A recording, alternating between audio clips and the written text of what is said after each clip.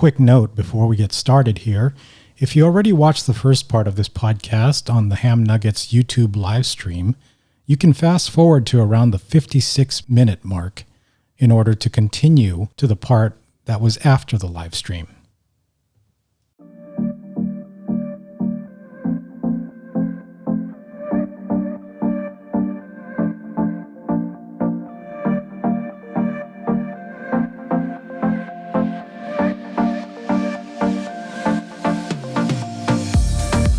Hello and welcome to Hamdom Thoughts, a podcast about ham radio, electronics, software, and tinkering. I'm your host, Dennis, FCC licensed amateur extra radio operator, call sign AD6DM. In today's episode, we're doing it live. I get to talk to and get grilled by Temporarily Offline, also known as KM9G Steve in Wisconsin. Steve runs a YouTube channel about vintage electronics and ham radio. And he is the organizer of the Monday Night Ham Radio and Thursday Night Ham Radio playlists, which happen every week. Thanks for joining us on episode 31 of Hamdom Thoughts. Stay tuned.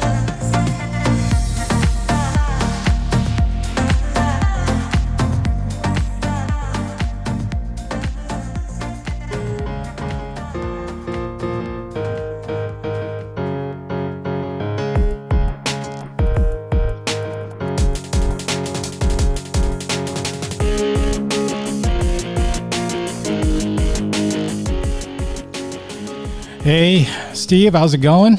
Got KM9G here. Thanks for being on the show. It's going great, Dennis. So for the listeners out there right now who are hearing this on podcast, we are live streaming right now on temporarily on offline's Ham Nuggets. And so that means there's going to be a lot of cross-questioning going on.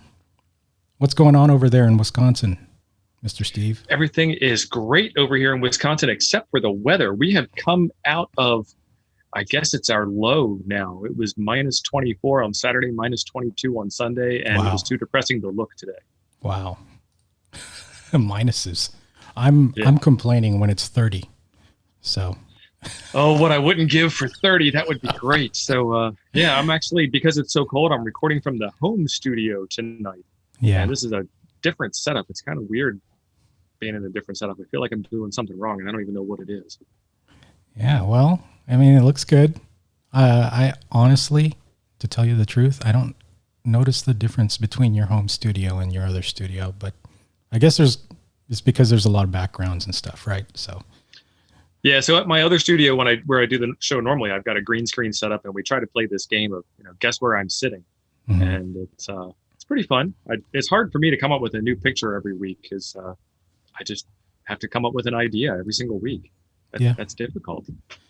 This is going to be strange for your watchers right now, but you are live streaming this and everyone's commenting. And this is a little bit of information overload for me because I got a chat going on in this corner. I'm paying attention to all the different windows. I got my little questions and notes in here in the corner. I don't know how everyone's going to feel about this on the live stream, but why don't you tell us a little bit about yourself? Tell us how you got into ham radio and what you do and just how you got started. Yeah, so I moved out to Wisconsin in 2014. I used to live in the big city, and I really didn't even live in the big city. I lived about an hour and change away from the big city, but I commuted in every day. One day I was at work and, well, actually, I guess I take it back a couple of days. We kept getting the fire alarm going off in the building, and it was this, 30 or 40 story tall building. And when the fire alarm goes off in a big building like that on like the 15th floor and you're on the 14th floor, it doesn't go off on your floor. They don't care because the building's supposed to be designed that it's okay. And the fire alarm kept going off different days on different floors all the time. And I'm an hour and a half away from my house and my car's in the parking garage down below and this stinks. And then one day the fire alarm went off on our floor and we evacuated. I'm sitting outside of this big, huge building, which may or may not be on fire at the time.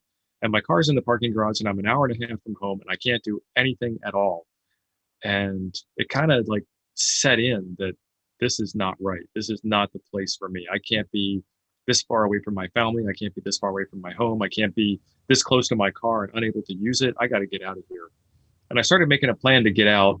And in the meantime, I wound up getting a job in downtown DC, right across the street from the Chinatown metro station. And I don't know if they have Chipotle where you are, but they have Chipotle where I was. And Yep. Chipotle is fantastic. Yeah, it is.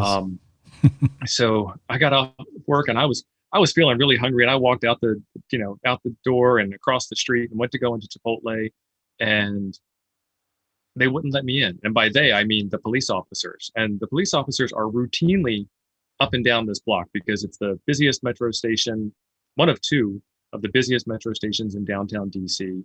The Verizon Center, MCI Center, whatever they call that building now, where all the concerts and hockey games and everything are. There's a couple of museums in the area. There's restaurants to eat at.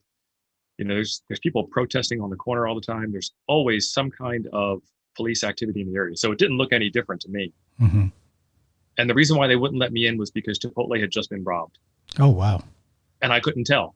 Like, I'm done. I'm out of here. If I can't tell that a robbery just took place within, mere feet of where I was standing, where I stand every single day, this is not the place for me. Like the background noise, the background radiation, as they call it, was just so high that there was no alarm to see, 12 cops and a bunch of kids running around making loud noises and people protesting and police tape and stuff like that. Like, that's just not the right life. So I moved out to Wisconsin, and what got me into ham radio was trying to communicate with people and trying to be a little more self-reliant. People call it prepping.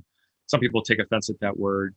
Well, if I can interrupt real quick, why Wisconsin? Why so did you pick that state? That's actually an easy question to answer. Wisconsin stays under the radar a little bit, not 100%, but no place is 100% under the radar. And my wife has family out here, so we moved close enough to the family that we could get there to visit, but far enough away that they didn't want to come visit every single day. Mm-hmm. Okay. You gotta keep family like an hour away. Okay. Yeah, so that's why I moved out here, and I found, in Maryland, you get like half an acre with a 4-bedroom house for $500,000, and out here, I was able to get almost 40 acres with not so big of a house, because I don't need that big of a house, for less than $200,000. It's just fantastic. Oh, so wow. I started raising hogs, I raised cows, I raised chickens, I raised sheep, and whatever seems exciting. I've raised turkeys; those were fun. It was great. All right. So you were getting into ham radio.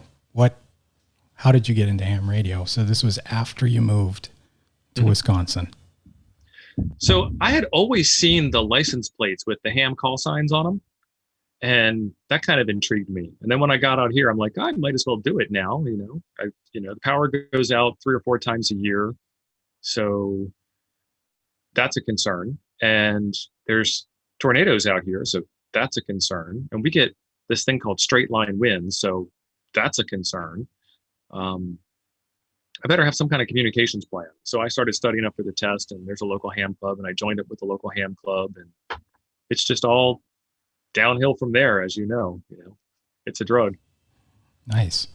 And I noticed on your YouTube channel, you also, or maybe it's on your QRZ, you mentioned that you're a firearms instructor, right? Yeah. Was that also in DC, or was that something that started up in Wisconsin? Yeah, so I lived in Maryland before this, and Maryland is very unfriendly towards firearms. Yes, and that's where I was going. I was wondering if you were a firearms instructor in the most anti-gun area. So I was not, but we did take some firearms classes out there, and it's a lot of fun to be able to, run and gun, as they call it, and duck behind cover and take out some bad silhouettes down range. Good stuff. Yeah, well, tell me about your favorites in the firearms realm. Like favorite guns or favorite things to do? Both. Or yeah, both. So I have a Smith & Wesson M&P full size, the original, not the 2.0 or whatever it is that they have out here now. And I really like it because it's just what they call dead nuts reliable. The first year I was out here, I ran 1,000 rounds through it over the summer, and no jams, no problems. And how do you practice failure drills if your gun never jams?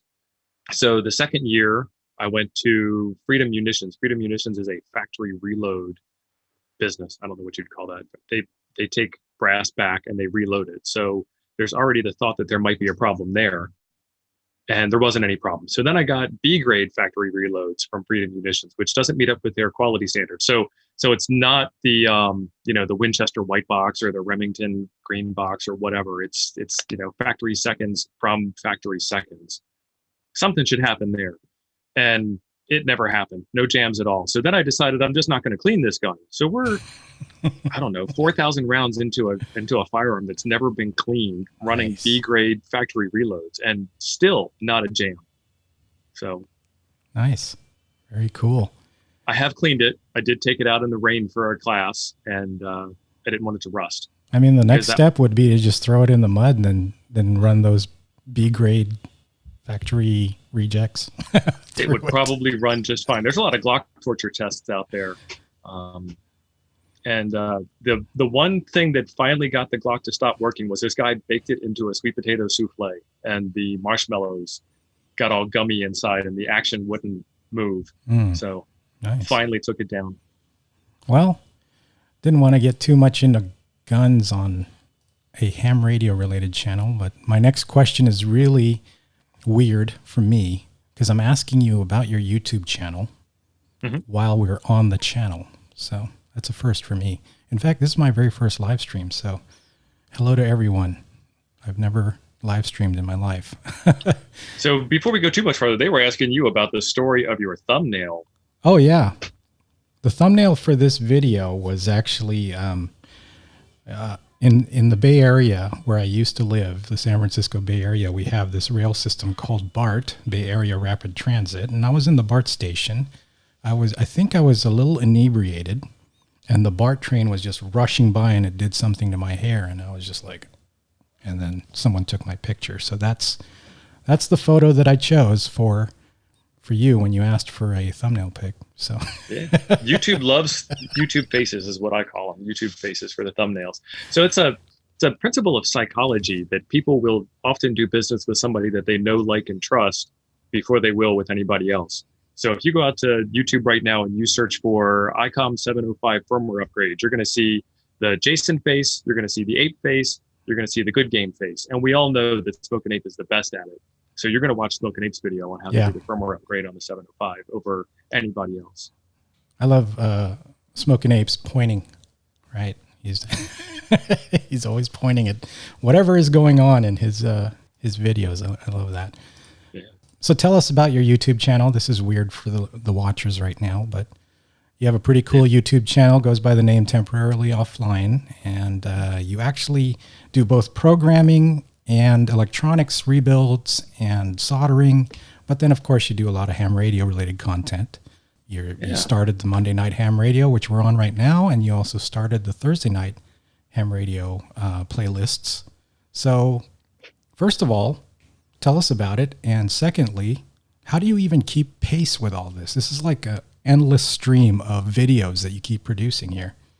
Oh, it's a madhouse over here, man. Right now, I am trying my best to get as much content out as possible because I am just absolutely addicted to this thing. It's fun to do. It's stuff I would have done anyway. It's fun to play with the cameras. It's fun to play with the technology. This is just the next evolution of the hobby for me. So Monday nights are the Ham Nuggets live stream, which you are a wonderful guest on right now. And I get to interview somebody in the hobby about how they got into it and what's interesting in it for them, and try and weasel out any nuggets of wisdom that they might have to share with the audience. What's the best way to set up an antenna? What's a good go box to get? What's your favorite radio? How do you operate QRP mobile? What do you do in grid down situation? Things like that. And then Thursday night, so just to set the record straight, Jason from Ham Radio 2.0 is the one that came up with the idea for all of the Monday night ham radio, Thursday night ham radio stuff. And he started kicking off everything. Thursday, Sean, Ham Radio Dude, another fantastic YouTube channel, and I do a hour-long FT8 contest. And it's more like, let's all hang out and play radio, but you can't play sideband and still operate an actual show and a contest and have people in the audience play along and have it be something that's capable of being watched. Can't have 12 QSOs going on at the same time with 12 different people. So 24 people all talking at the exact same time, because you're going to hear the radio plus the contester plus the live stream. It's just, that's way too much. But FT8 allows us to, contest and kind of multitask and see who can get the most contacts and that kind of thing. And then Thursday night, I do a ham radio related video. The video coming out this Thursday is how to cheat at Morse code to get over your key fright. Heresy. That is pure heresy. No, I'm just kidding. Anything that gets people on the air, anything that gets people motivated, anything that makes it easier, more approachable is where I'm at. Saturday mornings, I do tech related videos. So this Saturday morning, I have a floppy disk controller card build coming out. And this used to be a plain flat bare board, and I put all those parts on it, and it actually works. Really so cool. That was fun. Does not do the thing I wanted it to do, but it does work. So we're making progress. And then Smoke and Ape Ham Radio Dude, and now Chuck, KK6USY, we're just like streaming nonstop. So I've been on live stream Thursday, Friday, Saturday, Sunday, and now again today. So I'm just a machine. I'm just breaking out the content as fast as I can get it out. Yeah, definitely. And well, we were talking before this started, and you said that you actually have been YouTubing since, or about 10 years or so, and just really ramped it up. I have a background in real estate, and I used to do these house tours until my broker yelled at me, because I would set up the tour, I'd get the lockbox combo, and I'd run in the house, take some real quick mental notes, turn on all the lights, run back out the house, turn the camera on, and go in and just stream of consciousness what I thought about the house. And they didn't like that, because some of the houses are not really that good. But my customers loved it because I was honest, and they liked to see the honesty, and they didn't want like this greasy real estate agent trying to sell them something that they really weren't meant to be in or anything like that. And so I had to stop that. Then I put some racing videos up. That was fun for a while. I used to do something called autocross. Campaigned a couple of different cars. I had a couple of Mazda Miatas that I raced for a while, a couple of BMW 3 Series that I raced for a while, and did some motorcycle drag racing. That was fun. And then I took all those videos down. You might be able to see them on other people's channels if you dig hard enough. And went dormant for a while. And then the whole YouTube kids controversy, I want to say late 2019, early 2020 was another interesting thing. And then I just like, whatever, I'm just going to put content out, and whatever happens, happens. And I've had copyright claims and issues, and I put out a video where I converted a firearm into an antenna, and YouTube didn't like that. Whatever. Yeah. We'll just roll with it. Yeah, I remember that one. That was, there was fake outrage though. We were just like, oh yeah, well, it got taken down, but glad to have seen it.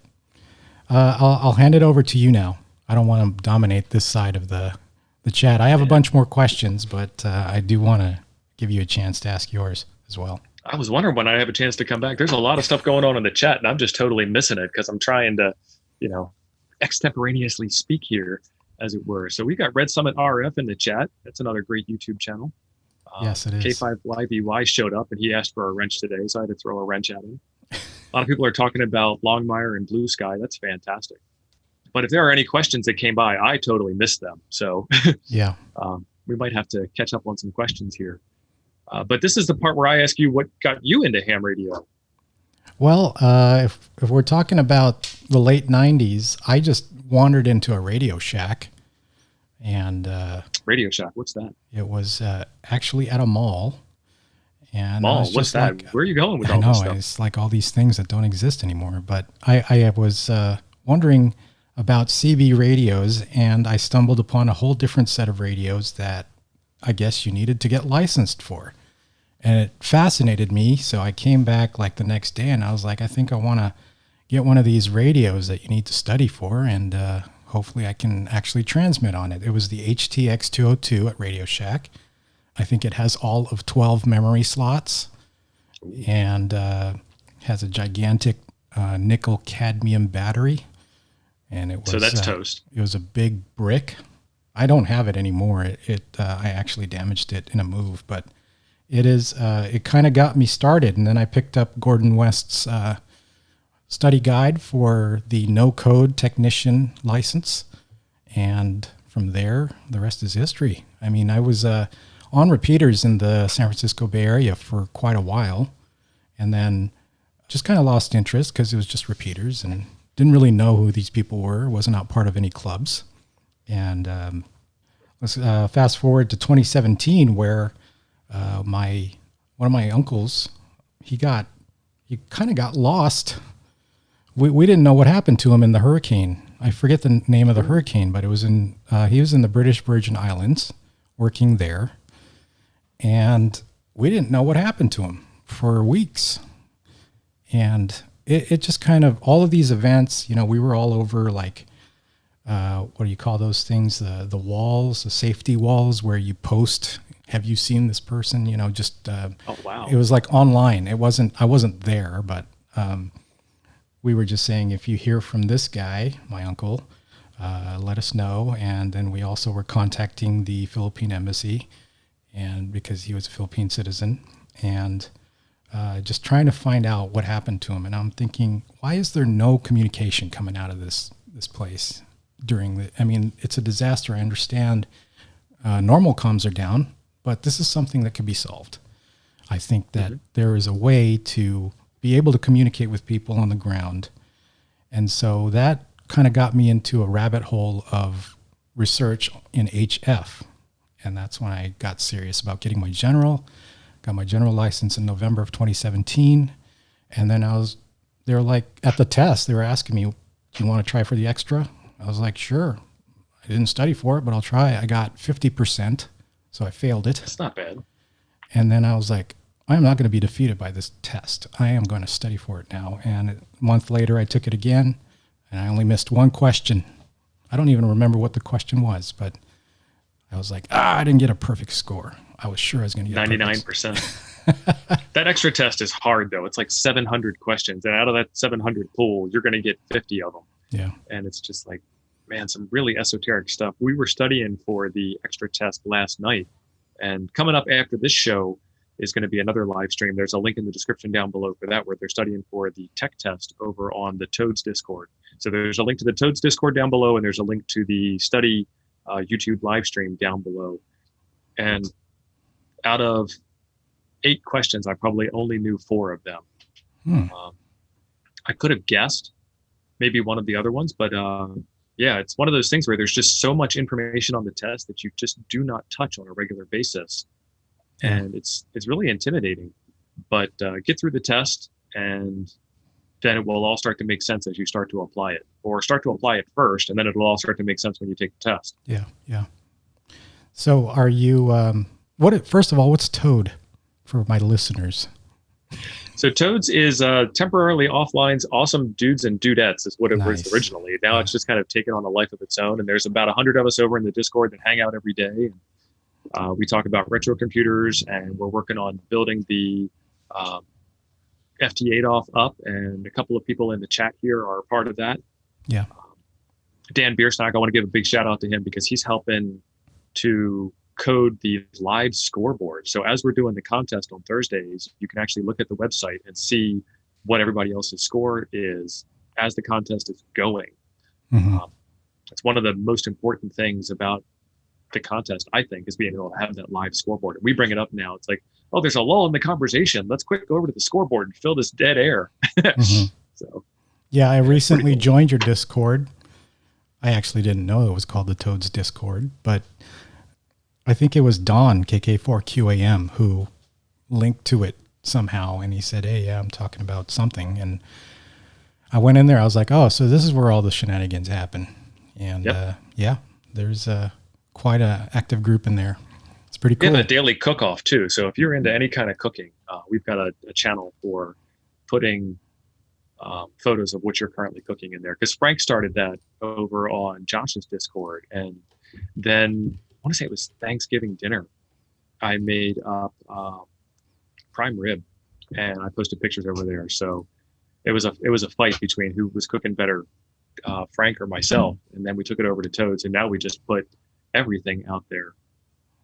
And, it's pretty cool. I just super chatted myself. Saying you were an awesome guest, or am I an awesome guest?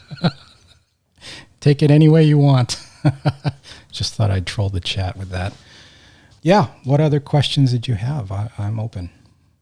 So Tank says I did win the Thanksgiving cook-off. And then Phil Dural says that he likes the VIC-20 and the Commodore 64. So there's a VIC-20 here. I got this at a local ham fest. There's a Commodore 64 here that I don't know whether it works or not. That's coming up on the channel. And then hiding back here in the corner behind the call sign touch lamp is Commodore Plus 4 that I have to get out of the box and plug in and turn it on and see what's going on with it. So that's part of what I do on my channel. So questions back for you. What kind of radio equipment are you running there? I see what looks like an Elecraft box. Yeah, right behind me here in those cases there. Well, the other case is for the 705, and I haven't plucked the foam yet for it. But the other case in front says Elecraft on it. That thing has traveled internationally with me, and it has a KX3 in it and a PX3 in there as well. And so it's just everything in that case that I need. I never sub out any cables or batteries or anything. It just all goes in there. So I know that I'm picking up one thing and I'm not forgetting any connectors or any things that I need. It's all self-contained. But my home. And you're just running the internal batteries that come in that, or well, it has the rechargeable AA's, but I also have a 3 amp hour battery in there as well. It's a Bioenno. Oh, wait, Bioenno, what's that? Yeah, I know. We could talk about. So in case you don't batteries. get the joke, Dennis makes his own batteries. Yeah. In fact, this is a copy of that Bioenno, and it's all sporty looking. I made that one. I'm going to do some creativeness here and show everyone. But that's that's one of the ones that I put together using these 26650 batteries. They are lithium iron phosphate cells. I used 4 of them and made them into a nice little square. And the funny thing is I call these Denko batteries. They're actually a name given to me by JerryNet, the virtual club that I have going. And yeah, these are really cool for QRP operation. I think I've operated about 3 hours on one of these with the KX3. So it's pretty cool. And I do have high respect for Bioenno though. I think they're excellent batteries. I think that they are really convenient. They got a lot of great capacities and form factors that you can choose from, a lot more than I can make. So I definitely have started there, and I would highly recommend them. Tell me about JerryNet. What's this JerryNet you speak of? Yes. One other person on here has talked about it. JerryNet started with Jerry Hildeman, KG6HQD. He was early inspiration for Summits on the Air, and he would produce videos back in 2018, 2019, I think as far back as 3 or 4 years ago. We all just kind of latched on and were inspired by his videos. And one day I invited him to a Slack just to talk about his videos. And we brought in a bunch of other people like K8TSG, Jason, who is known as Hammock Radio on YouTube. Yeah, he's in the chat right now. Who are some of the others? KK4QAM, K8MRD came in eventually and started breaking stuff. Who else? A bunch of other people. There was N0OI, Rex, KE6MT, a bunch of guys.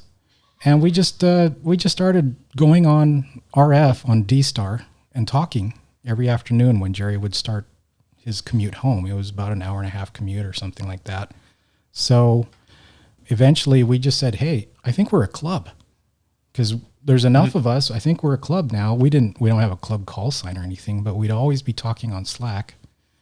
And yeah, it's grown since then. We get a bunch of other folks in there now. And excellent. Yeah, it's just a good bunch of people. K6ARK always throws down his inventions and blows us away. And we're like, the king of small. How much smaller can you get? He's still challenging the boundaries of small. He's going to be into the quantum radio sphere here in a minute. Yeah. But it's a great that's one of the things that I never got into. I got into the hobby after commuting and after cell phones came on the market. And the daily ride in and the daily ride home was never filled with 2-meter chat for me. And it's really interesting to see one of the clubs around here has a dying repeater, and the people that put it up are like, well, I think this is the end of the club now that the repeater is gone. And like, they're just so tied in as an identity with that. Yeah. I wasn't even in the state when they were using it to its fullest potential. Yeah. But they've got fond memories of it. One of our achievements with JerryNet was we made a reflector that's cross mode. So HRCC also has one of these. It's very cool. It doesn't matter what radio you have. You can have a DMR or a Yaesu Fusion or a D-Star radio. Just hook into this reflector through the various means. You can go through a talk group or through a Yaesu Fusion room or through D-Star. For us, it's XRF 367 Alpha. And you basically talk to everyone else. Lately, it's been kind of dead. I actually honestly spend more time on HRCC's reflector than my own. But don't try to make something private in front of a ham. They're just going to open it right up to the world anyway. Yeah. If you're interested in HRCC's reflector, it's 621 Alpha on D-Star. That's a great one. There's a lot of people there. There's a net as well. But we were having this D-Star commute chat, which started JerryNet, and then we decided, why don't we make our own cross-mode reflector? Because we had people who wanted to join from DMR and various other modes. And so I went to studying how to actually make that happen. And I think it was beginning of 2019 or 2018. I can't remember the year now. Someone in the chat maybe can tell us. But I think it was beginning of 2019. I put up the reflector, and then that's where we had our JerryNet meetings. But since then, Jerry's moved on to other interests. So we haven't really heard much from him, but we still hold the namesake. I always say, JerryNet's dead. Long live JerryNet. Exactly. Sounds like a fun place to be. Yeah. So they had to add DMR because of K8MRD. Exactly. Yes. Jason is right. He's in the chat and he's saying we had to add DMR because of K8MRD. It's because Mike refused to get any other kind of radio. He just loved his Islands HD1 or something like that. And so we were like, okay, we need to get DMR on here. I'm going to call it Aluins just because I know it messes with Mike's head. And I want to say this too. He actually got an award from JerryNet for breaking DMR because the award, I think it states that he talked so long that he actually kicked himself off of the Brandmeister server. So that was great. We have a lot of similar awards. All right. So, more questions for you. Do you have an antenna set up at your house? I have a DX Engineering 43-foot mast, which is currently down because of some recent wind that we had. But it has a 41-foot end-fed random wire attached to it with a Nelson antenna box. Then I have that properly grounded. I have a nice grounding stake right next to my fence, and then it runs all the way back to the garage where it connects to a flex, 6400. Ooh, flex in the house. Nice. So that's my primary station, but there is an awful lot of noise in my neighborhood, so I do prefer using away from the home QTH, like the 705. And one of the famous K6 ARK antennas, or that's with the KX3. And then for the 705, I'm putting together my own end-fed half wave. Excellent. So you said operate away from the home. What kind of away from the home operation do you do? Oh, it's really glamping in a sense. I just take my car out and I kind of park my tire over one of those flagpole mounts that, you just park over it and it holds the tube. Slide one of the extending flagpoles in there and run the wire up as high as I can get it. So it'll typically be parking lots or somewhere in a park or something like that, but it's not anything extreme. I have done a couple of SOTA activations, but haven't all of 2020. Well, beginning of 2020 I did, but it's been more than a year since I've done a SOTA peak. So that's definitely what I want to do. It's just I haven't done it because of the lockdown and all that kind of stuff. Okay. Yeah, we don't have any successful SOTA around here. Leah tried to do one on her channel, and it didn't work out so well for her. But that's over an hour away. Wow. I'm not young enough to have that amount of free time with my video creation schedule and my day job. Yeah. Yeah, I mean, for me too, it's about an hour away for some of the decent peaks, but and just make a day out of it. There's plenty of peaks that are just surrounding me. I'm in the middle of a valley, so I definitely don't have anything close that, like Steve, WG0AT. Yeah. He just goes up his backyard every day. I think that's awesome with the goats that he uses. And I've heard that he only, I don't know this, but I heard that he only uses the goats to pack in their own provisions. And then he packs in his radios on his own. Mm-hmm. Yeah, that's awesome. All I have is cats. I can't do that. They wouldn't need as much provisions. They probably also wouldn't follow you like the goats do.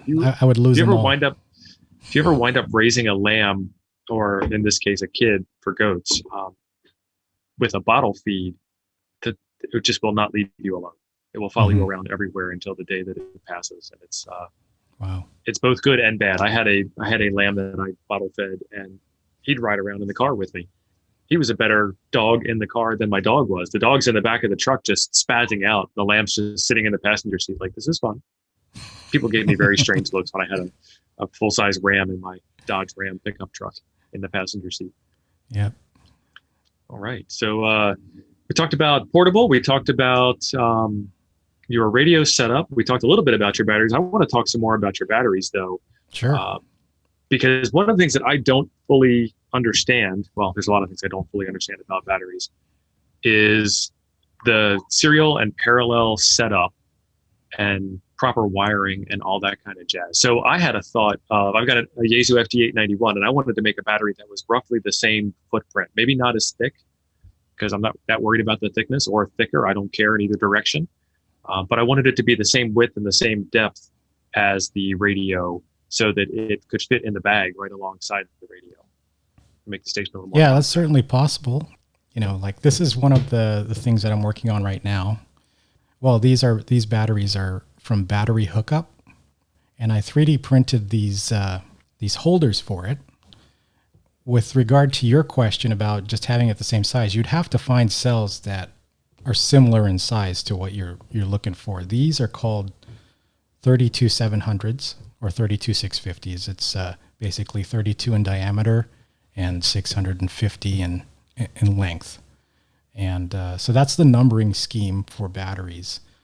You can also have batteries that are slightly smaller. You can see this one it's called a 26650. So it's about as long, or no, maybe not. Yeah, so 26 wide, 650 long. Yeah. And of course, you're dealing with different capacities as you change sizes. So I would have to think a little bit about the size of cell that you want in order to have that. And then series and parallel, like this would be a 4S1P. It would be a 4 cells in series and 1 in parallel. Basically, it's just itself, right? You could stack these, of course, and then have double the capacity. And since each of these cells are pretty much 3.2 volts, like this is a cube configuration for a 4S1P, right? And that there is, I think, 6.5 amp hours for that. So it will run a QRO rig for a couple hours, I would say. Yep. If you want the capacity, of course, I worked with Rex, KE6MT. He wanted to do something that was like this flat pack, but he wanted to make it double the capacity. So I actually just had 2 of these side by side, not stacked. And then I just made some connectors between to make it kind of a parallel connection on the bottom.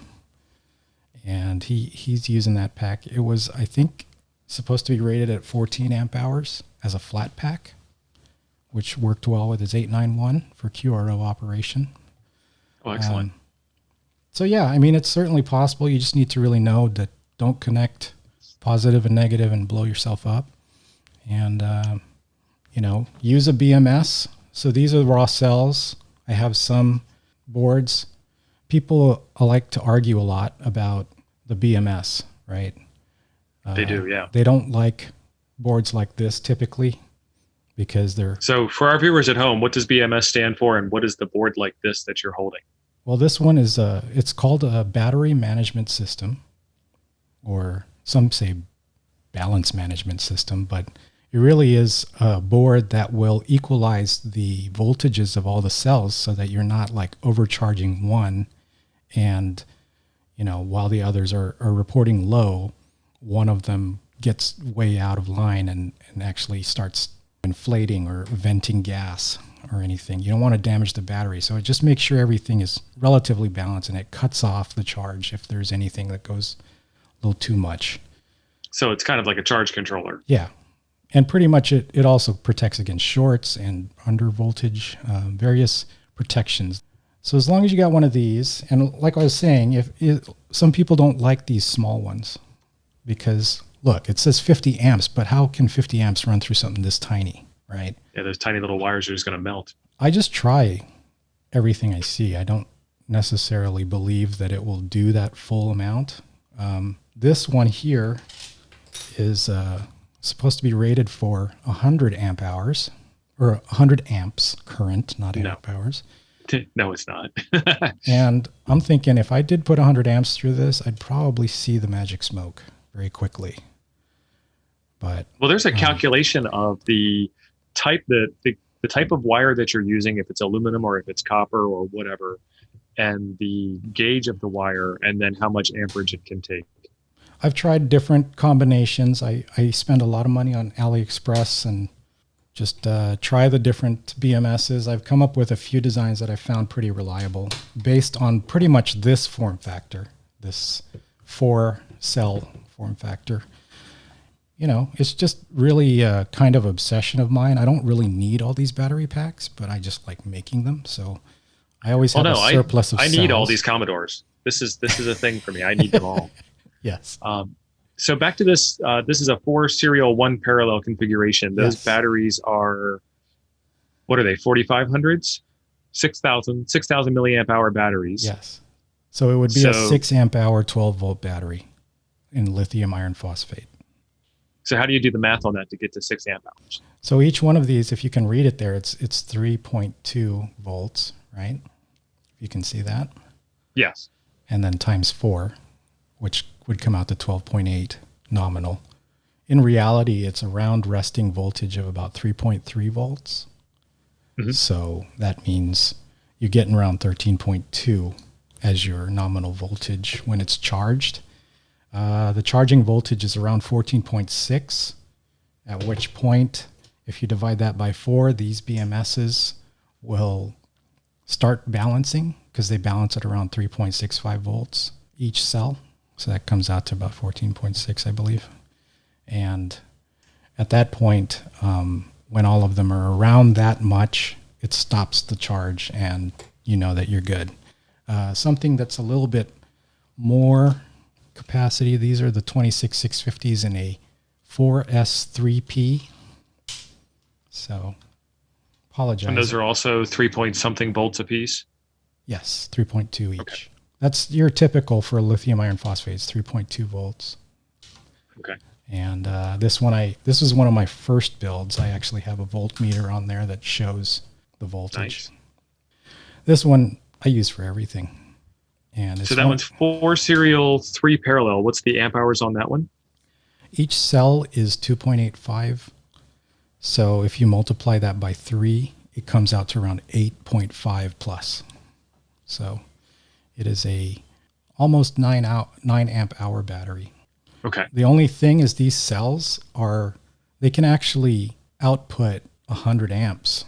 So they could start a car if you put enough in parallel. Mm-hmm. You get enough amps out of them. It wouldn't last that long, but it would be enough. That's the thing with building batteries. If you're making your own, you just need to figure out, okay, what's the continuous draw that you can do? What can the BMS handle? And you just got to match them up as best as you can, because it would be kind of dumb. And I've done it. So I'm talking about myself, where I would have a battery that can only do like 3 amps current, but then I'd put 100 amp BMS on it. So basically I could I can mess up the battery, but I always tell people that wisdom comes from experience and experience comes from failure. yeah. So that's a little show and tell, some of the batteries that I've been making, and I really enjoy it. And again, just like you and all the VIC-20s and Commodore 64s you have, I have way too many for what I really am using them for. And I'm finding stuff to do with them. One of them right now is outside powering my mesh node, and it gets powered by a solar panel, so it just recharges every day. It's a cool little thing to do. So I have a forklift battery, lead acid forklift battery that I am learning how to play with. That's a 600 amp hour battery. I can't pick it up. And my tractor has trouble picking it up. My tractor rolls across the front wheels with the rear end up, trying just to move it around the yard a bit. And with the amp hours on that battery and the charge cycle from a flat, 10 volts or whatever in the core, it takes weeks to charge on a 100 amp hour, 100 watt solar panel. Yeah, I could imagine. So it's very much an exercise in patience. Yeah, right now, one of my big projects is I'm trying to imitate the Tech Prepper. He made a hand truck kind of backup power storage system that you can charge with solar eventually. But he got some Battleborn batteries, or one Battleborn battery and a 3,000 watt inverter, and put it all on a hand truck. So he just kind of wheels that thing around to make coffee so far. So far. That's what you do. My big forklift battery is charging up some DeWalt power tool batteries. Yeah. So got to start somewhere. And I did say DeWalt. DeWalt. I have DeWalt. But yeah, I'm trying to copy him. I actually ordered some big cells from AliExpress. They're 280 amp hour. I'm going to build my own battery instead of buying Battleborn. And then I'm going to try to throw a similar inverter on there. I don't know if I'm going to put it on a hand truck or if I'm just going to build a box. But the recent gusts of wind that we had in the Sacramento Valley that took out a lot of fences and power lines and things, I was just ready for the power to go out. And I was thinking to myself, when the power goes out, I'm really not prepared for this. I mean, I can run my laptop for a few hours and charge phones and stuff, but I'm not ready for this at all. And so it kind of really primed the urge to make a better backup solution for power outages. And exactly, it'll come in handy. It's one of those, I think it will, at least. It's one of those things where you have to decide where you want to compromise. Everything, every antenna, every radio you get is a compromise. It doesn't have all of the features that you want it to have. It doesn't receive all the bands you wanted to have. It doesn't have the right amount of gain. It doesn't broadcast in the right direction. And the closer I got to being very self-reliant, the more I realized that you have to check out of the existing world in order to do that. I mean, if you're completely self-reliant, then you don't have a cell phone because that's reliant on the cellular network. You don't have propane because that's reliant on the propane distributor. And, you don't have the convenience of going to the grocery store and picking up your favorite box of Lucky Charms to use as an antenna for your 2-meter handheld. So it's a balance. You gotta do what makes you happy and get where you need to get. I think balance is the key to success in life. Yep, definitely. So yeah, that's the big one. I'm just waiting for parts. I don't know. I might make a video finally. Show well, I know a guy that might be able like. to help you out with that. I can put you in touch with somebody. So I had another question for you, and I think I just lost it. Uh-oh. But that happens from time to time. Yeah. Stream of consciousness interviews. Yeah. So the batteries that you make, there it is. The batteries that you make, do you find that they are extremely cost effective compared to buying one of these Battleborn batteries, or do you find that it's a hobby? Well, you're saving at least half. So that's pretty big. Like if I were to make an equivalent Battleborn right now, just the battery with a BMS, I could probably spend around $450, $500, whereas a Battleborn is like $1,000. Yeah. So It's just you really need to know what you're doing. You got to have all the supporting stuff. Like you need to be able to crimp, zero gauge wire and all that kind of stuff. So you're going to have all kinds of tools. Zero gauge wire is huge. You crimp zero gauge wire with a vise and a hammer. Pretty much, yeah. Yeah. So, I mean, if you don't have the supporting tools, then yes, you're probably spending about as much as a commercial battery. It's really people's preference. If they want to just not deal with it and just get their stuff live and be working with it right away, then there's nothing wrong with that. I have high respect for Battleborn as well. That's a great brand. But I like putting stuff together. And over years, I put together all the tools that I need. So like battery spot welder in this case for some of the stuff that I'm making. And loads of solder and all the other tools that I use. I actually have a Arduino spot welder that comes as a kit from the UK, and it uses a car battery to create the high enough voltage and the amperage to weld these nickel strips. All of that is you just acquire over time. And so I've only ever done spot welding with the pincher type, but you can't pinch both sides of that when you're doing the battery. How does that work? It's just two welding cables with copper probes at the end, basically. And you just touch them onto the nickel strip at the same point, or at two different points? You don't touch them together, but you touch them on the nickel strip so that the current flows. It's like literally 15, 20 milliseconds of current passing, and then that nickel strip is stuck on there. You have to rip it off with pliers. So right. Before that, I was soldering the nickel strips, and that was extremely painful and horrible. Did the battery act like a big heat sink and yes, take all the heat away? Basically. Okay. Plus, I always risked, damaging the battery every time I did that. But sometimes you just do it that way. I mean, this big one that I showed you, this 4S3P, that's all soldered. And I was hoping that I wasn't damaging it too bad, because I was spending a lot of time with that iron, each of the positive and negative, to get those bus bars on there. And what kind of soldering iron were you using for that? Same one that Ham Radio Crash Course likes to talk about, the Hacko FX888, I think. 888D. Yep, that's the one that I have. I'm on my second one now. I love that soldering iron. It's so nice. It just flip it on, 15 seconds later, it's at the temperature you need. It's just so precise, and it works great. Yeah, so I actually wore one out, and I don't know what the broken part is, so I wound up buying another one. We did the dummy load build, and about halfway through, I'm like, this is it. This is over with. And I went over to Amazon during the live stream and bought another one. So it's sitting here. That's what I used to put this board together yesterday. It's working great. So now I'm going to start moving parts back and forth to figure out what the actual problem was. You can replace the thermistor that's inside of the soldering iron handle. And that's the thing that regulates the temperature, sends the response back to the control unit that says that you're over temperature or not over temperature. But when you get the replacement part for that, it's got a troubleshooting procedure on it. And both units, the brand new one and the old one that's not working, both of them pass the troubleshooting procedure. So that's not it. And the soldering iron itself and the wire that goes back to the control unit is like $60. And the whole soldering station is $100. Yeah. I'm not going to nickel and dime myself through this evaluation period. I mean, I don't like filling landfills with e-waste, but at the same time, I also need to get other projects done and need to learn what I don't know. So I paid $100 lesson right there and got myself another soldering iron.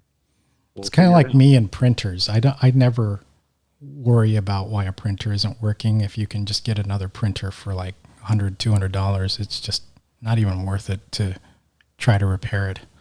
Yeah, there's definitely some time value concerns going on there. We are at the end of the show, Dennis. We're at the almost at the 8 o'clock mark. We got 2 minutes left. Oh, that went fast. But we're going to do something really interesting here. Dennis is going to give his wrap up on ham nuggets and tell you all about what he does. And then Dennis is going to finish up this show over on Hamdom Thoughts on his podcast. So you want to catch the second half. Dennis, tell them how we can do that.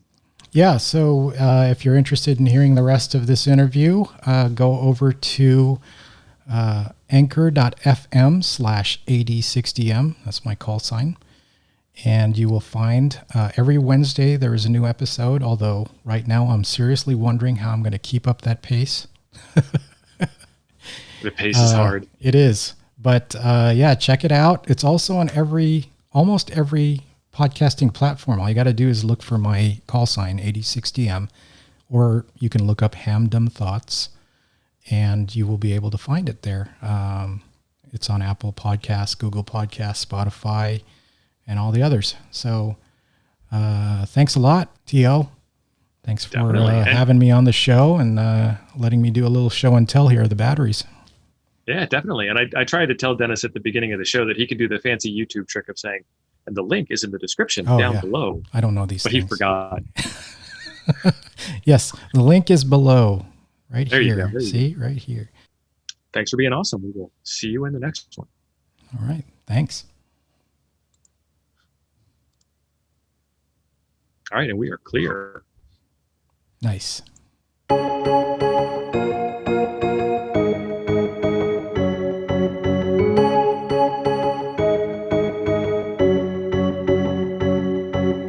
All right. Well, continuing on with the questions I had here.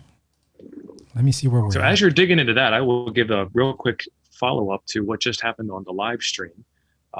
We had 141 playbacks. Nice. We had 60 concurrent viewers, which wound up with 50 hours of total watch time. We were on the air for an hour. We had 50 hours worth of people watching.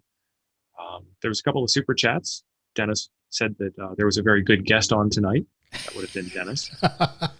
Were there other super chats? I didn't see. There were others? Smoke and Ape sent one in too. He said you were a good guest. He said you were the second best guest that I've ever had on Nuggets. Nice. And then I tried to tease it out of him as to who the first best guest was, but he wouldn't tell me. So now I can stretch and I can crack my back and I can relax. But let's continue on. Let's forge ahead here. I want your theme on the podcast. So excellent. Because it's pretty cool.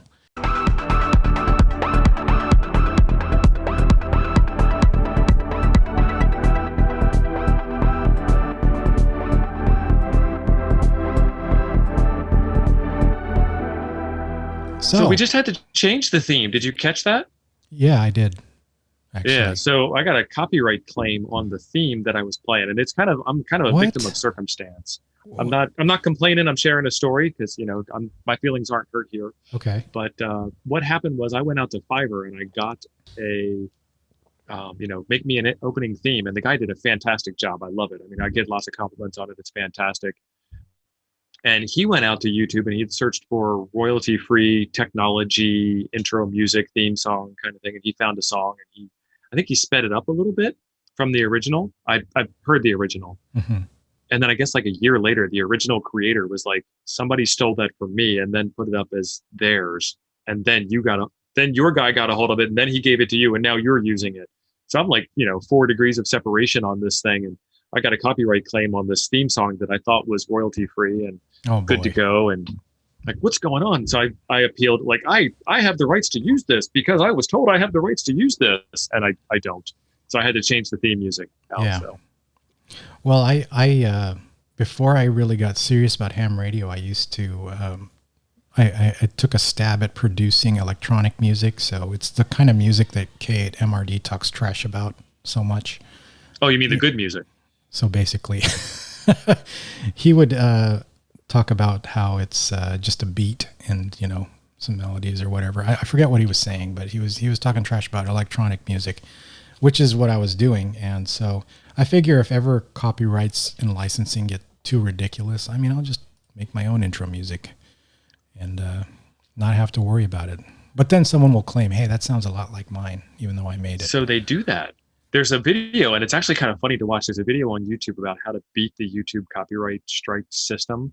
And what this guy did was he made like 7 bars of his own song, or 7 beats of his own song. Like the shortest amount you could possibly claim is your own. And he put up an hour-long copy of somebody else's song on purpose to prove the point, put his song at the end, loaded it on YouTube, immediately went in and copyright claimed himself, barring everybody else from copyright claiming the video. Uh-huh. And like, this is how you do that. Oh boy, what a hack! Yeah, and you gotta just hack. It's what hams do. We hack things. Yeah, I have mixed feelings about copyrights. But anyway, so we kind of talked about your channel a little bit, but you want to clue us in on where it's headed? What where it's headed? Yeah, for your channel. I mean, you got kind of a rhythm right now, so even if it's just more of the same, it would be awesome. But I'm just wondering if you have big plans in the future about anything. So I think that the biggest thing I need to get out on the table, and I've said this a couple of times before, but the biggest thing is that I really admire what Bob Heil and Gordon West are doing over on Ham Nation, and now Josh has it. Yeah. But if you listen to that show, you can tell that Gordo and Bob are just happy people. And I've interviewed Bob on my channel where he talked about his microphones and did some demonstrations. And if you go back and watch it, all of the bad audio problems on that are because that was one of my very first YouTube live streams and I didn't really know what I was doing. But I invited Bob to be a guest. Bob immediately came back and said, "Here's my cell phone number. I'd love to be your guest. Tell me what day it is and what time you'd like me to be there." Like his question wasn't, "What's it about?" His question was, "I'm in, when?" Nice. And then the day of, he was there like 4 hours early, just hanging out in the Zoom call, just waiting. Eager. Like, yeah, he was fantastic. And then when I hit the go button, he just took off. Like he just owned the show and he was happy. He was excited. And I want to be that happy in my life. And I'm hoping that, developing a community and helping people get somewhere in either electronics or in ham radio or getting over mic fright or getting over key fright or just hitting the record button on the camera or whatever. I'm hoping that I can contribute something back and make people happy, just like Bob makes people happy. So, I mean, you're an old hat at this by now. You've done so many live streams. You've done so many of these Nuggets interviews. And it seems really relaxed. I like it. I like the format where you're just talking. It's like two guys talking and, you basically have the participation of the live stream crowd, the chat. Mm-hmm. But do you still get nervous? Do you still have the kind of the jitters before you hit that button? So I don't have the jitters before I hit the button. I have the jitters about 5 minutes into a stream when it's not going the way I thought it might have went. I've had a couple of guests on the show, and it's hard to tell from the other side of the camera, I hope. But I've had a couple of guests on the show that have not had the same level of enthusiasm. Uh-huh. And sometimes it's a little hard to like carry that energy. And I try to be laid back, but you can't be laid back and asleep in the chair and whatever. You have to have some energy about being laid back still. I mean, I have a whole new respect for actors and actresses after doing this for so long. Like, I don't feel so good, but I still got to get out and get up to work. And I don't have to. If I don't feel good, my video doesn't have to go out till Saturday. I got time to wait, Yeah. And worst case scenario, I just don't put one out. It's not that big of a deal. It's my own personal drive to get one out. But like I'm in and there's like the conversation's really stuttered. And sometimes we did a live stream on Sunday and we did it during church hour and Zoom was like overloaded with, coronavirus Zoom church. And you could feel it. Like we were cutting each other off and everybody was stuttering and the video was good, but it was really hard to, find out who was talking or find out when it was your turn to talk with all the delays and everything. And once you get more than 4 people on a stream, it's not linear. It's exponential how difficult it gets to have more people on the stream. I've experienced this with the roundtables. You just get different levels from everybody and not everyone can control their mic levels. So it's like you'll get someone who's really hot on the mic and then all of a sudden it's like you barely hear the next person speaking and it's just kind of, you got to work around it. I'm always fidgeting with my mixer levels here just to get people in the right volume range. And then you have some people that just wind up, they don't have enough mic presence. They just kind of sit there in silence the whole time. It's like I was here for an hour. I said hi in the beginning and I said bye at the end. And I tried to talk in the middle, but I didn't have enough boom to get through to everybody. Yeah. Yeah, that happens too with a lot of the groups. Yeah, I had a thought about when you were talking about Bob Heil. I've seen him live. I saw him at the PacificCon speak. The guy's animated like all the time. Mm-hmm. He's very, very into what he does. And he can talk about the pattern, what is it? The spectrum of sound that goes into the mic and just all the little quirks and how he does the noise cancellation, all that kind of stuff. And he's just like so into it. And I love that too. Yeah. So Bud from Buddy Pole is the same way. Have you ever seen Bud talk? No, I don't recall. Yeah, Bud had this video where he was talking about obviously his Buddy Pole antenna, and he's talking about being bicycle mobile, and he's got one of those recumbent bikes, and he's just touring around the neighborhood, and you can just tell it's like this man loves to get out on his bike and make contacts on ham I should radio. probably watch that because I want to get motorcycle mobile, and it's a very similar problem. So I would not take a Buddy Pole on a motorcycle mobile. no, I mean, yeah, I wouldn't have a long HF vertical on there, but I do want to get some kind of like even a VHF rig that's Vox set up on a motorcycle so that I can even do digital modes or just regular repeaters. No radio on it. Been trying to figure out how to do that. On your side, any favorite gear you want to mention? I don't know if we talked about this already. Well, not my side, no. I've got a BTEC 6x2, 6x2, whatever you want to call that, for DMR. And I've got the ICOM 7300 as the base station in the house that I do a lot of my contesting from. And then if you've seen on my show, I mean, you're looking at it now, but I've got these radios behind me. There's a Kenwood 590, 570, and a TS 430, and a KX1, and a 706. Nice. And what happened was a lady got in contact with a person who's in a local ham club and said that her father had passed away like 5 years ago, and it's time to sell the house and clean up and pack up everything. Please, hams, come to the house and take a look at what's here and let me know what you want. And she was not coming right out and saying it, but the money that she was going to get was all being donated. And I walked over, and my goal was to help like sort things out and organize them. And in the process of doing that, I was there for, I don't know, 2.5, 3 hours, and no one showed up. And I said, I'll take it. And I started putting dollars in her hand, and she started putting them back in my hand. And I'm like, so I got most of this stuff back here, the tuners, the KX1, the two Kenwoods. I got a whole bunch of projects and antennas and Morse code keys and everything. And I got it all for $300. Oh, wow. Amazing. Yeah.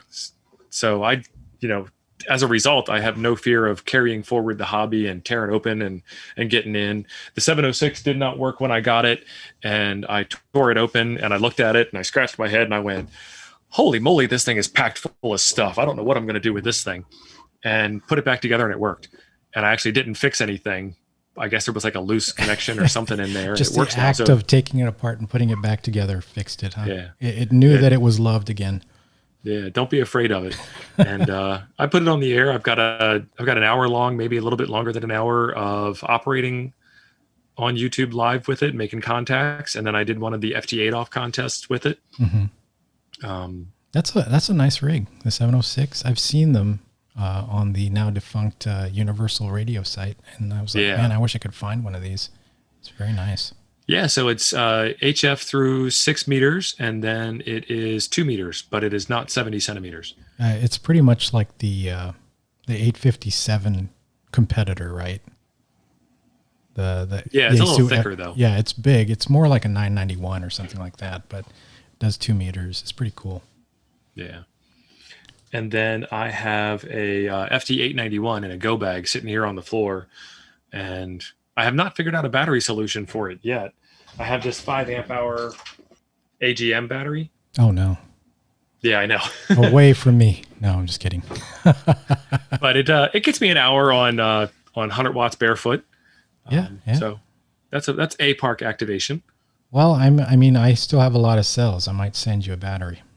Oh, excellent. That would be neat. Yeah. Yeah. What are you looking at? What kind of amps capacity? 6? I am happy to have amp capacity. 9? So that's a 5. So, anything better than a 5 would be nice. Okay. And that's actually technically 2.5 since it's AGM. You're only using half of its capacity, right? Oh, that's right. Yeah, that's true. You can't go down any lower.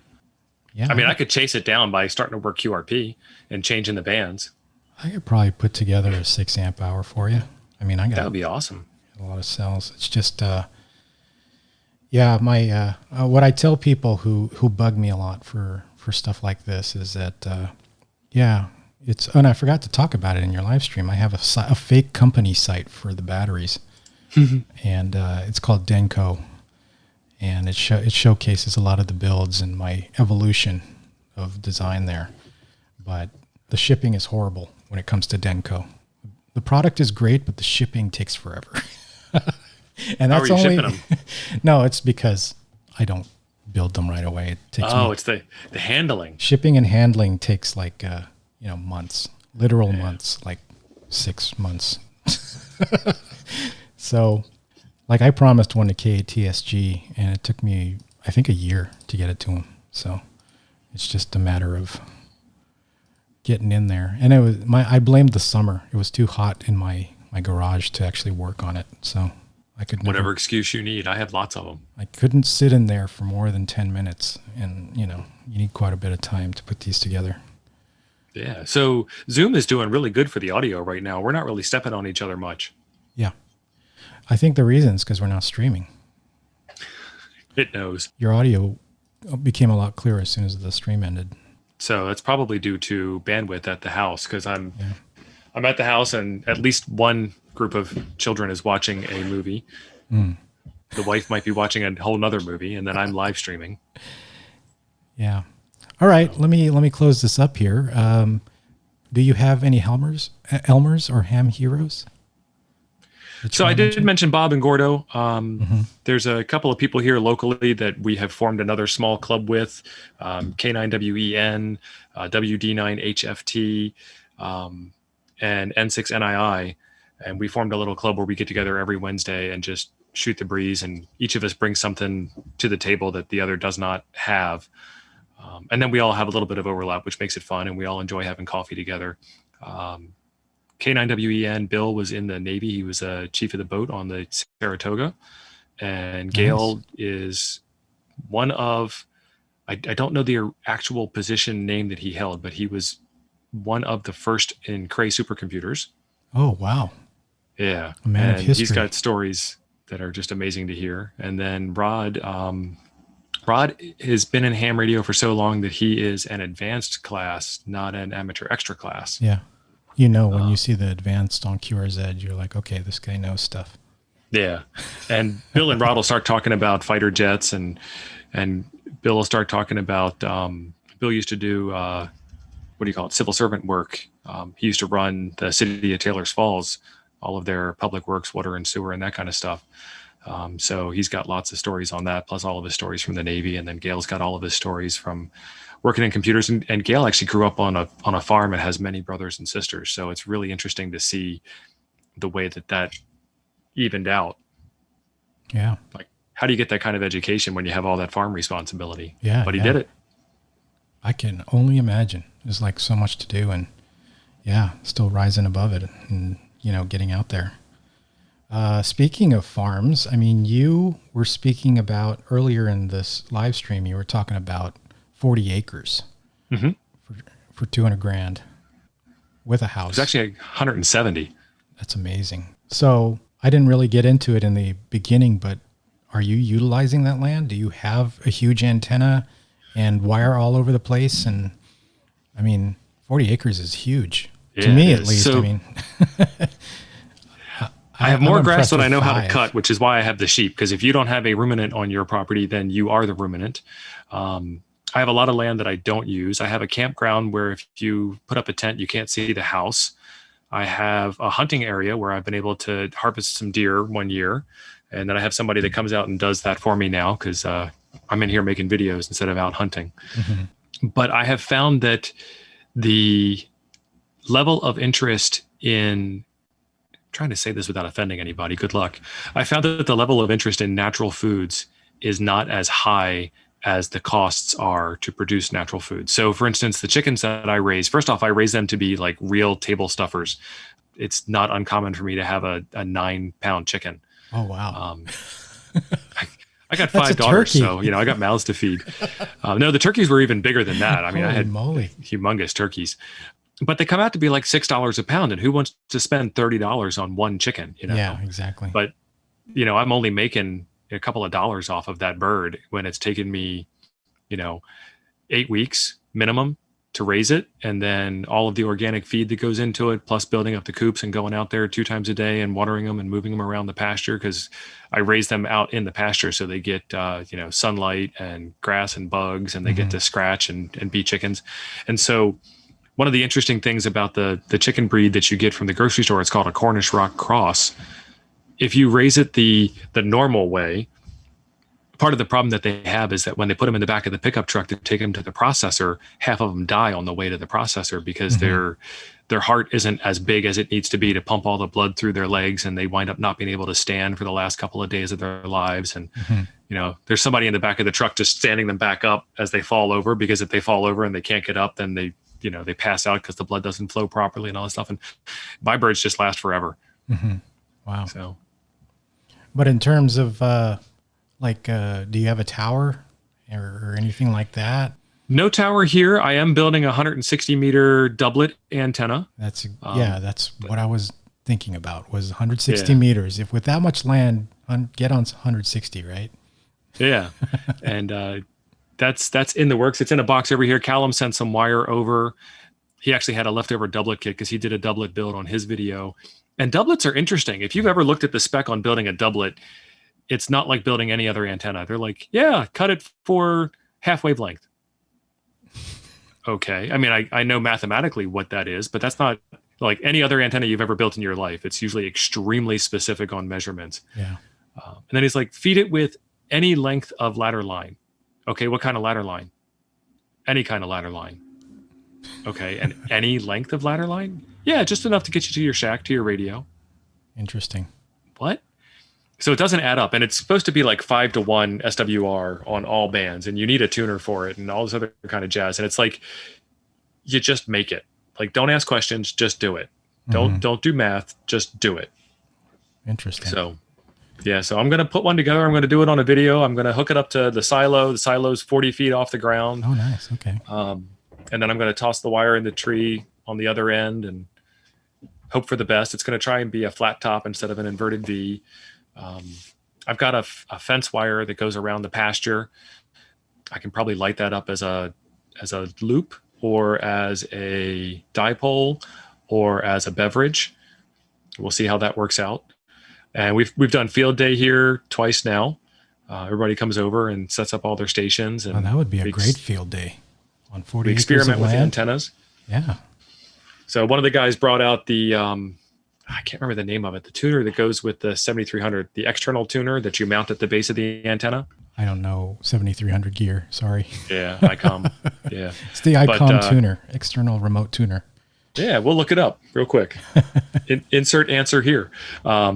He lit up the grain chute on the side of the silo as a 20-meter antenna with a counterpoise. And it tuned up just fine. He was making contacts off of the silo. The silo. The silo itself. Yeah. So that was pretty excellent. Fun. One more thing I wanted to mention. So your daughter has her own YouTube channel.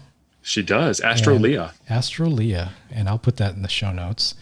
So she's gotten really interested in ham radio. And her channel is kind of space centric, of course, but ham radio is a large part of that.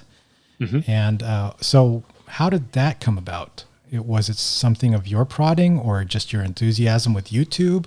Or how did you get, basically I'm asking, how do you get your kids interested in the ham radio? I can't get the kids here to even look in my direction when I'm operating. So So I'm working on a video on how to do just that.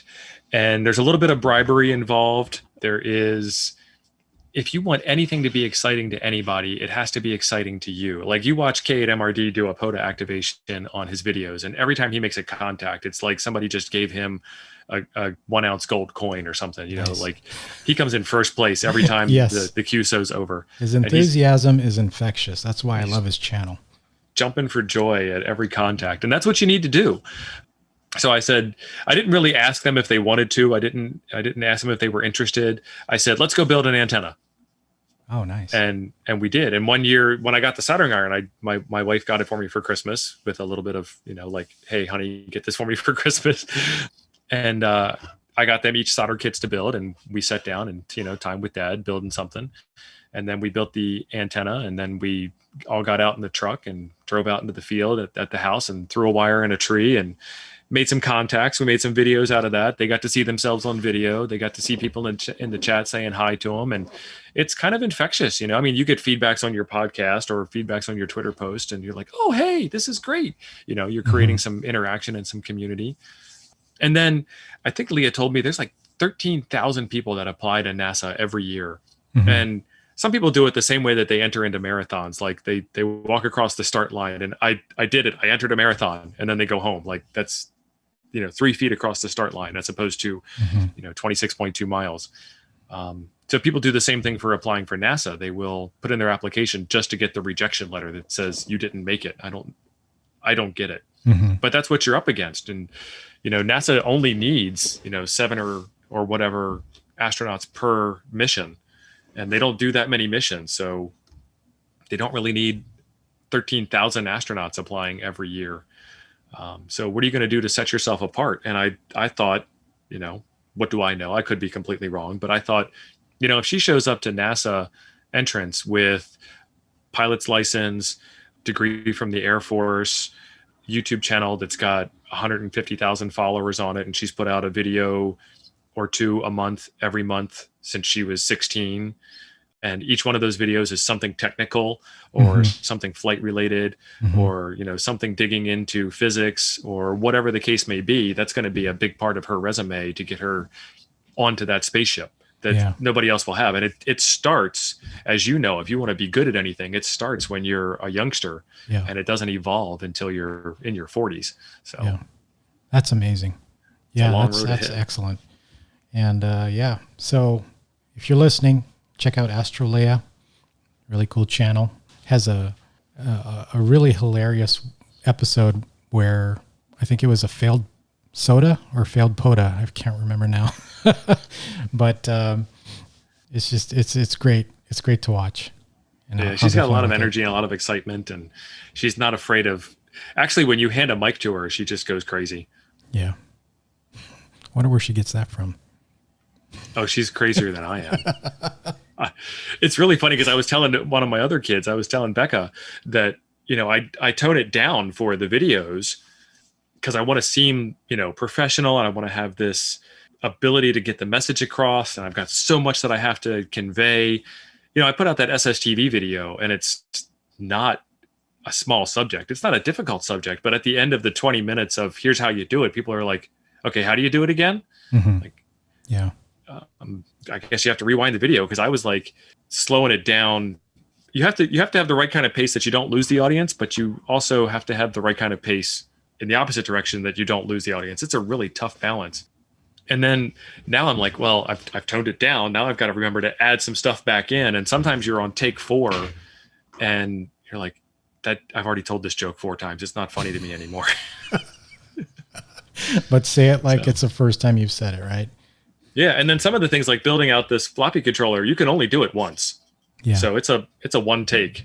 Speaking of that floppy controller, is that through hole? Is there any surface mount on that? You're showing it. This one is through hole. Okay. Everything is 100% through hole, and just about everything is socketed. Even the crystal on here is socketed. Yeah. So I can change the crystal out, but I would never have a reason to. Sorry to my listeners, you can't see what he's holding up, but it's a blue board, and it's got all these things that look like processor chips and crystal chips on it. And when he was holding it up and said he just put this together, I was thinking, I wonder if he did some surface mount on that, because it looked kind of complicated, but I guess not, huh? No, there's no surface mount on this one. I have done some surface mount work. I have a VGA card, and the VGA chip is a Trident 9000, and I want to say it's 168 surface mount pins in a small square package. It's ridiculous. So first of all, I have this surface mount practice kit that I've been meaning to use, but how do you do it? Is it heat gun? Is it paste? Is it one of those, where they do you just rub the paste on it and then you just gradually let it melt into where it needs to go? Yeah. So I have a one-word answer for how I do that. Wrong. You do it wrong. Okay. I do it wrong. But that being said, don't be afraid of it. The method that I use, because I do not have any fancy equipment for it, I just have the Hacko, is I take the soldering iron and I solder the board without the chip on it. Oh, okay. And then I Yes, put the yes. chip on and heat up one corner to get it tacked in place. And then once that's good and arranged properly, then I'll go back and heat up everything else. Okay. And So that board it's- does not work, and I do not know why yet. But so it for lack will. of, I don't know the terms, but so you're basically tinning all the spots. Yep. And then you just put the chip on there and reheat it, and it just kind of grabs onto the legs of what you need to stick. Yeah. there. So the big key with soldering is it's all about surface tension and heat transfer and so on. So this board that I've been holding up is blue, and that blue is what they call a solder mask, and you cannot solder to a solder mask. It's not possible by design. Mm-hmm. So the solder only goes onto the metal pads. And so the only thing you have to worry about is if the metal pads are so close together that you connect them with solder over top of the solder mask. Yeah. And there's a technique where you just drag the soldering iron right across and it picks that solder back up. Yeah. I think I've done that before where I've bridged something. And I was like, why isn't it working? And then I noticed that I had been a little generous on one of the connection points, and it actually bridged something that wasn't supposed to be closed. I had big iron fright for the longest time. And finally I put something together and I was like, really? It's this easy? And I'm not saying that to make fun of it. I mean, it's easier than I thought it was, but it's still hard. It's not easy, but it is. Once you practice, you get less afraid. And I'm learning a lot as I go along about what some of these things are. So this board has what they call 74 series logic chips on it. And those are all your AND gates and your OR gates and your NAND gates and your multiplexers. And basically it's what they call TTL logic. So it all runs at 5 volts, which is what TTL essentially means. Mm-hmm. And then there is a flash ROM chip on here that I put into a flash ROM programmer. And then the big chip on here is the floppy drive controller. And the little chip on here is the serial controller. And eventually this will connect up and do cat control on a radio because you need a serial controller for that. And that's it for this board. Floppy controller, ROM, serial controller, TTL logic. Cool. Done. I don't know what half those things are. And neither did I when I started. This is one of the questions that was on the amateur extra test last night as we were studying was what is a DIP stand for, DIP? Mm-hmm. And I know this because it dual inline package. It's the chip with 2 rows of pins, one on each side, dual inline package. It's the package of the chip. Okay. This big square one that no one can see on the podcast is what they call a PLCC. And I do not know what PLCC stands for. Me neither. This big battery that I'm holding up here, I soldered all the bus bars, and it gave me a very bad impression of soldering. I thought, if it's really this hard, I'm never going to learn how to solder well. And then I found out about flux, and that made all the difference in the world. But initially I thought, okay, I'm never going to use this Hacko. I bought this thing, but I'm not going to use it. And then just trial and error, more failures, and then realizing how, you need to have it as above a specific temperature and tin the tip and make sure that you got ample flux where you're pointing it at, and you'll be good. Yeah, I've gotten a lot more comfortable where now I'm even like fixing things that have entirely, I know the problem, and I'm just like, oh yeah, that's easy. I can just reconnect that, no problem, and get some of my electronics back in working order when I would have otherwise just bought a new one. Yeah. And so YouTube has been one of my greatest assets, not my channel. I mean, well, my channel is the result of those assets. But these Commodore 64s that I got, the whole reason why I started with them was because I saw people like the 8-Bit Guy and Perry Fractic and Jan Beta and some other. Adrian's Digital Basement is another great channel. Joe's Computer Museum. There's a lot of great channels out there where they just grab this old hardware and repair it. And I grew up swapping out cards. So if this card was bad, I would just throw it away and go get another one. And now I'm at the point where I'm like removing chips, and I actually have enough confidence where I built out an entire Commodore 64 from bare motherboard up. Oh, that's because awesome. This one right here, which no one's going to see, but it's out on the channel. You notice that there's nothing on it. Mm-hmm. And the reason that there's nothing on it is because I have an 8-hour long video where I took everything off of it because it didn't work and I couldn't fix it. And the board was the problem because all of the parts that I saved from it work in my board that I did build. So, yeah, I did the right thing, I think. That's one area I have to practice a little more is desoldering. I will recommend a cheap eBay special, the nitty ZD915. I'm looking at it. It's too far away to see what the model number is, but it's a desoldering iron and it's cheap for what it is. You get what you pay for, but it does the job, and that makes it really easy. So basically it's a soldering iron with a hole in the tip and a vacuum attached to it. So you heat it up and you pull the trigger and it sucks the solder off. Yeah. And I would not be even willing to touch this stuff if I had to use one of those Sodapult little handheld vacuum pump things. Yeah, they work. I have a couple of those, and I have this.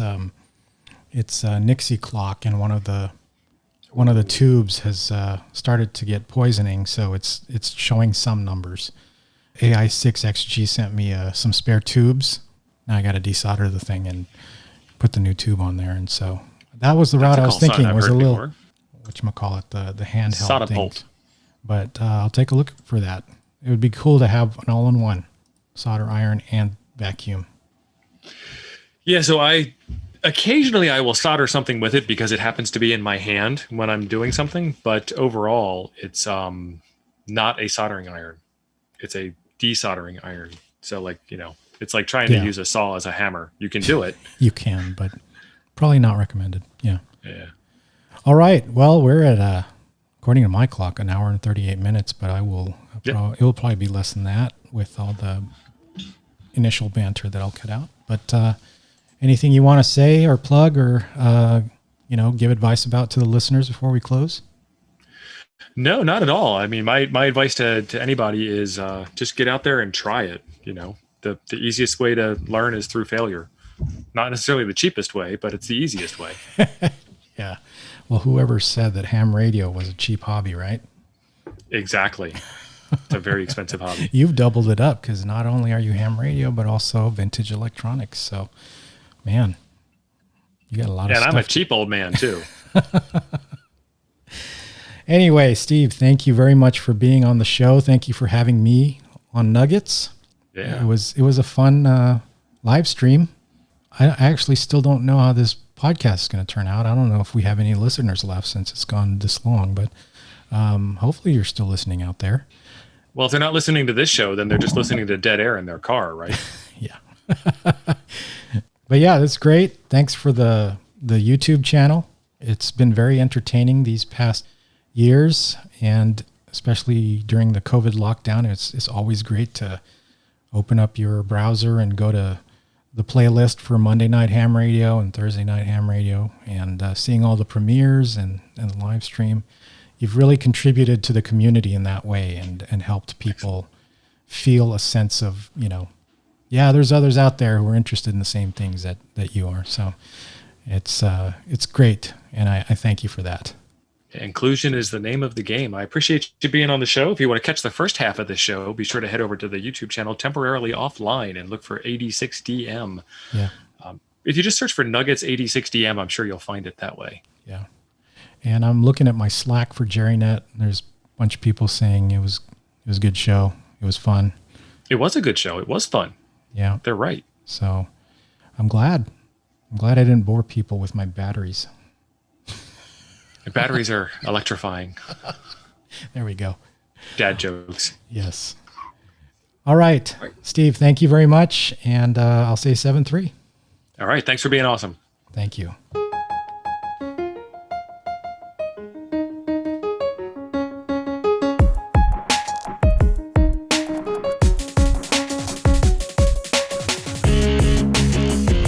You've been listening to Hamdom Thoughts by 86DM. Thanks a lot for listening, and we'll catch you again next week.